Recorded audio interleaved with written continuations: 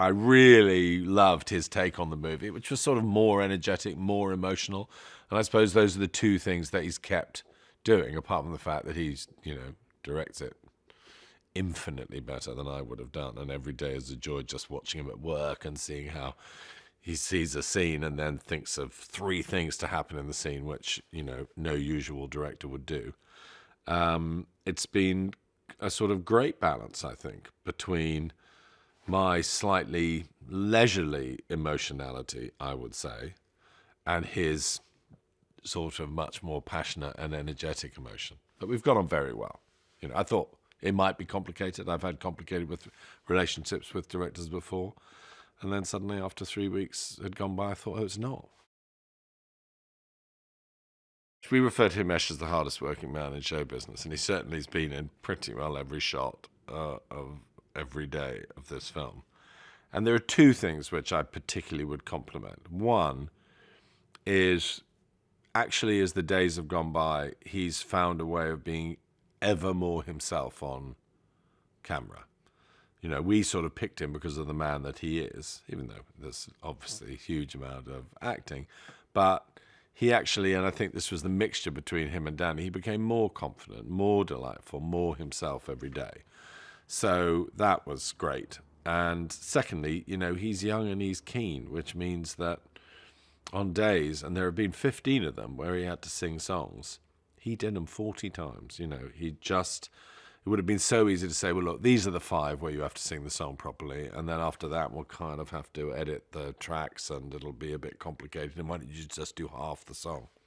No way, he just did every song in full, every time, as best he could, so that when the editing happens, you've actually got brilliant and perfect takes in every sort of shape and size. I can't speak too highly of him. The truth of the matter is that in some ways this film is about Ed, insofar as it's an Ed who hasn't succeeded. Ed comes from Suffolk. Ed has, in the end, is engaged to a girl he was at school with, which is the same story as Himesh. And Ed could have not been a success, and Ed is the world's most successful artist at the moment. So there are all sorts of ingredients from Ed's life that were in my head, because we've known him for years, up here when I was writing the film. And so, in fact, just one day we were up here with Danny, and Ed came over for supper, and Danny said, you should be in the film. That should be the person who's the famous person who finds our not famous person and helps him on his way. So it's quite a sweet thing that Ed is acting in the film brilliantly, very funny, and very true as well, in a film which is sort of about him. Lilly has enormous joy. She's actually a radiant person. Today she attended a gig by my son, and she was the only person jumping up and down of the whole crowd. So she has a unquenchable joy, and she has a genuine sort of emotionality, which means there are so many scenes where a normal actress would have just seemed to be a bit sad or engaged, and you can just sort of tell that her whole heart is vibrating and at risk. And those 2 qualities are an amazing thing to work with, because then, in fact, at both ends of my work, really, sort of joy and humour and, a bit of sadness and heartbreak.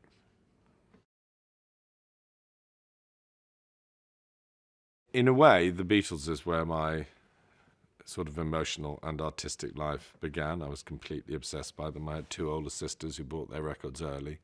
So at the age of 7, I was standing outside the Foresta Hotel in Sweden where we were living, waiting for the Beatles to come out onto the balcony. So I've been listening to and loving their music all my life. And I feel as though, as unhumble as it is and ridiculous it is to say, but I've always been trying to reproduce some of the things I heard in their music, which was joy and emotion in the context of joy. So when they're miserable, there's still something uplifting about it. So, if I could ever do anything that made people feel that strange mixture of sort of joy and depth, that's what I've been trying for. Obviously, I'll never produce anything as wonderful as 113 of their songs.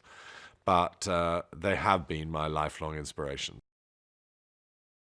I didn't listen to the Beatles much while I was writing the film because the idea is meant to be he's got no access, as it were, to iTunes. So what would be the first song that he would play? What would he remember? Danny's been doing this interesting experiment, saying to people he meets, name 20 Beatles songs. And often people get stuck like at 12 because sort of in the panic and thinking, and what are the other ones? And the names of there isn't a song called Revolver. There isn't a song called Beatles for Sale. So, and then if you can remember the names of the songs, what the hell are the words? So it was quite odd because I was absolutely thinking about the Beatles all the time when I was writing it, but not listening to the Beatles very much because I didn't want to remember the words.